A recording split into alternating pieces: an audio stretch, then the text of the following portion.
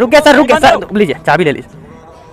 আপনি কি জানেন আপনার সাথে যদি এই 6টি ডকুমেন্টস থাকে তাহলে পুলিশ কিন্তু আপনার গাড়ি চালান কোনোদিনও কাটতে পারবে না। এই কি সেই 6টি ডকুমেন্টস জানতে চান তাহলে অবশ্যই ভিডিওটি শেষ অবধি দেখুন। নমস্কার, আমার নাম অ্যাডভোকেট মাধব কুমার রায়। তাহলে কি কি সেই 6টি ডকুমেন্টস লাগবে?